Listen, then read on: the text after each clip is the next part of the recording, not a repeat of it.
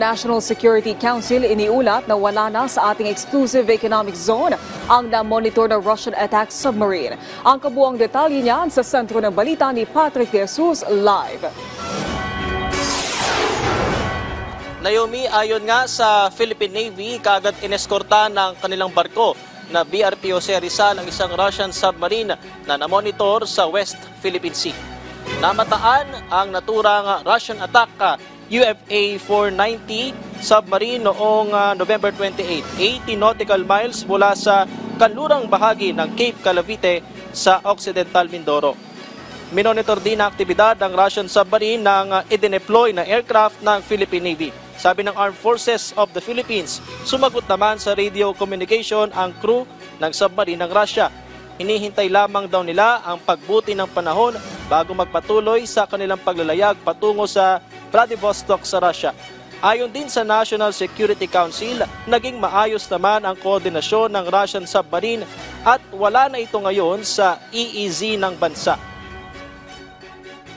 Sinabi niya na galing siya ng exercises, PASEX exercises with the Royal Malaysian Navy sa Kota Kinabalu sa Malaysia, and on the way na siya pabalik sa kanyang naval base sa Vladivostok, no? Okay. At sinabi niya na inaantay lang niya na gumanda yung panahon. No, kaya siya nag-surface, no? At ipapaalam niya sa atin pag ready na siyang bumalik sa Russia, no, sa Vladivostok. And eventually nung kinahapunan ay nagpaalam din siya. Naomi, wala rin daw anumang illegal na aktibidad na na-monitor mula sa Russian submarine. In the same manner, pag ang ating mga barko naman, for example, napunta sa ibang bansa at dumaan doon sa exclusive economic zone ng ibang bansa, they are also given the right of freedom of navigation and innocent passage. Basta wala naman silang ginagawang mali or labag sa mga batas ng bansang yun.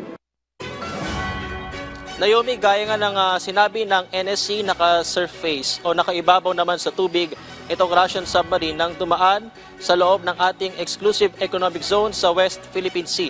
Binantayan din ito ng AFP hanggang sa makaalis ito pabalik naman sa Russia. Naomi. Maraming salamat, Patrick De Jesus.